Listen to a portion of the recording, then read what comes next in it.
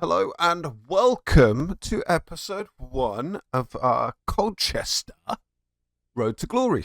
First time I've ever done anything like this. This is a realistic Road to Glory. In today's episode, I'm just going to go over the spreadsheet that we will be using to progress through the season and the career. Through however many seasons, we'll see how that rolls out. But Colchester is our team. And this is the spreadsheet that we will be using. It's called Buzzko, for anyone that's never seen it before. It breaks down FC almost to like a role-play game where we have DNA points, which I guess like talent points, and then you've got traits so you can sort of further enhance the areas across this core DNA, which is something that we will work on and look to progress on over the course of our career with Colchester. What this also does is puts us into a bit of more of a financial stipulation. As you can see here, we've got £678,300 left to spend with a wage budget of £6,230. So it significantly removes the budget down, considering that the budget that we have in game right now is £2 million, and then obviously quite a bit more in the wage budget. So as you can see, it does reduce that down and tries to keep things a bit more realistic, and it gives us sort of areas of places that we have to think about when it comes to structuring our wages and the way that we go with our wages. And as you can see at the top here, we are over the limit with important players, so we do need to look to either move a few on, change their contract, etc. And obviously we put in all the details here, whether it's ticket revenue, prize money, merchandise, and everything goes through this so that it keeps it at a fairly decent budget as available. We also have calculators for contract extensions to make it realistic. So everything like that will go through this. We have primary sponsorships, etc., which we'll touch on a little bit more in the next episode. Here's the squad. It shows you where players are on loan from. When we loan players out, it'll show us who they're on loan to. So this is sort of what keeps track of all of the squad situation within the team. Again, we're not going to really touch on this too much because obviously we can see the squad in game, but this is just something for me so that it makes sure I can keep everything up to track with rules and regulations. Tactics we're not going to look at. Staffing we will be looking at. One thing we do have is our managers that we need to get set up. We do have like all the coaching and stuff that we add within the game. I'm not going to go too massively in depth for this, but something that I will sort of work on it as and when we come across it, so that we can keep up to date with certain bits and pieces. When it comes to like fitness, they have to have a minimum of 75 to start the game. Anything below that, we can't play them, and then obviously this restricts what we can do with our coach and staff in game. Youth Academy, it shows us who we can sign, what countries we can sign from, what countries we can't. Currently, we have Britain, Ireland, Northern Ireland, Scotland, and Wales. They're the places that we can sign players from. And then you can see base prospect potential. So the maximum we can sign someone with a potential of 75. We can only bring in one player at a time, but there's ways within the core DNA within this system here where we can increase that so that we can start getting more players in. We can have like it gives us a breakdown on everything. Scouting the same. Sometimes it does. So when you set up the spreadsheet first time off, it gives you one extra country, which it gives us France. So we can look over France as well. So we've got the knowledge of Britain, but we also have the knowledge of France. So we can look over France when it comes to buying players. When we do buy players, we use the calculators. So the calculators make it realistic. It'll give us realistic offers that we have to put in, realistic wages, etc. So, and if the calculator says that the player's that it's not a realistic signing, we won't be signing the player. Simple as that. Same with sales. We do have an initial safeguard, so up until the second season, we can use that and we can safeguard what we're doing with our players. As you can see, we will still be using the calculator when it comes to buying players or selling players as well. We do have the initial safeguard, so for the first season, we don't have to You can see it there. You can see it there. Up to which season can I reject offers for my players affected by employment? 2.5-star trait locked in. So we can go up to the second season rejecting offers for players. The postseason screen, we will put in all information here that we need to put in at the end of the season so that it makes sure that we keep up to date with everything moving forwards. We won't be using any of the other screens, as you can see. We will just be using the ones that have gone over. Something that we do need to get sorted out is the core DNA stuff, with 23 points to spend within the DNA, and then we've got 4 trait points that we can use to sort of further enhance all of that. From there, I will go over, show you the team, and we'll show you a bit of in-game.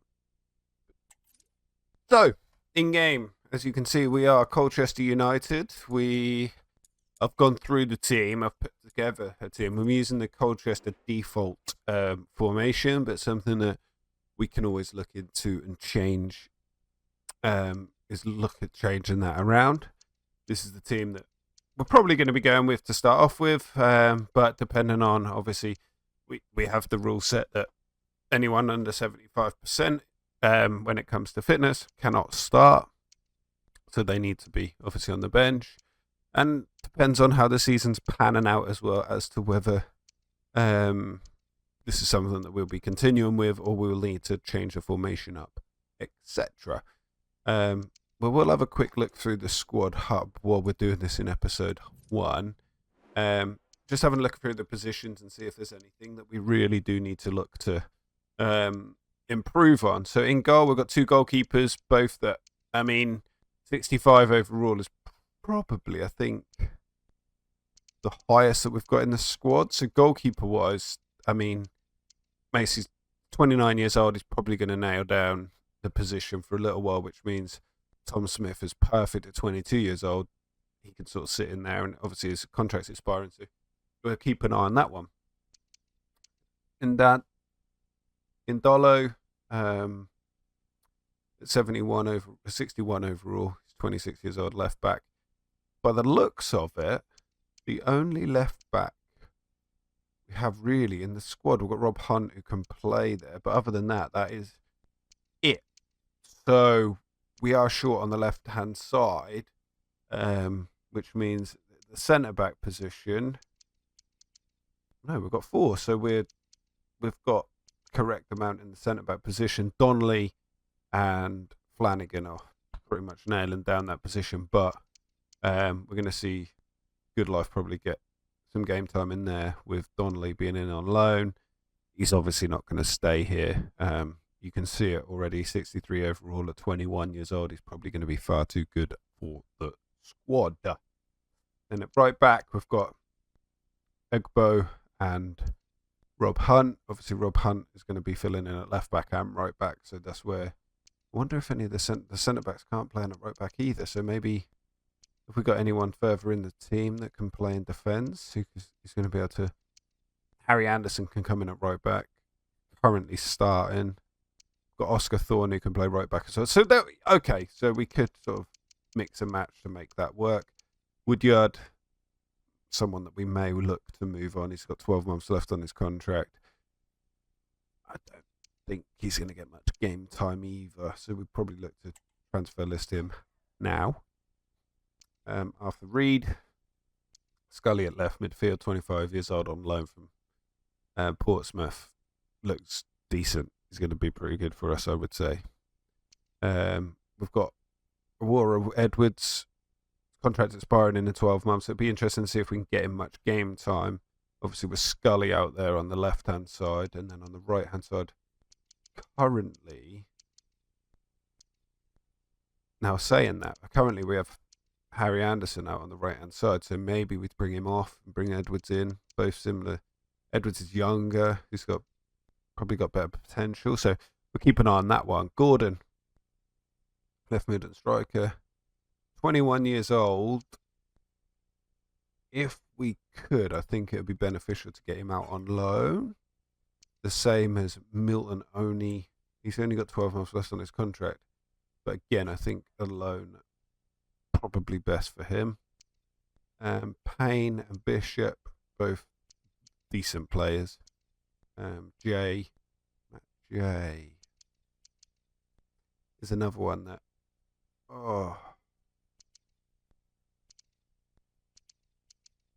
potentially I think we're going to look to move him on as well. Oscar Thorne, 20 years old, 54 overall. We'll look to get him out on loan. Lyle Taylor. I mean, striker-wise, we're going to be playing Lyle Taylor and Tavide. I think Tom Hooper. Sorry, but add you to the transfer list as well. So there we have it. I think that is probably what we're going to do with the squad in terms of transfers out. Currently, we haven't got any youth players, so we do need to get that set up and have a look, see what we can do. We need to get a couple of... we need to be looking over the positions that we do need to fill in on, which... yeah, that's something that we'll touch on in the next episode. But yeah, if we have a look and we see here, we can see who's transfer listed. We've got sort of 6 players that we're going to be looking to move on, varying in age, some going out on loan, some going hopefully out permanently.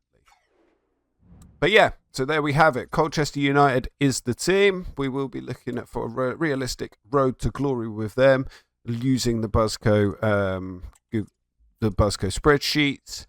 If you would like any more information on the spreadsheet or where to get it or anything like that, just drop me a message down in the comment section and I can get that over to you. But yeah, Colchester United, let's hope we could see them rise and go all the way through the leagues and we can achieve everything possible. But it's definitely going to be difficult with not only the sliders, but the spreadsheet and obviously the team choice as well. Anyway, I hope you have enjoyed today's episode. I'll be looking to get the next episode out as soon as possible. That is the only other change that's going to come with this series. I won't necessarily be uploading on the daily, but I'll definitely be looking to try and get 3 episodes out for you per week. If anything changes, I will keep you informed on that one. And yeah, furthermore, don't forget to hit the like button, and also don't forget to subscribe for any future content. Anyway, I hope you all have a good one, and I shall catch you in the next one. Peace.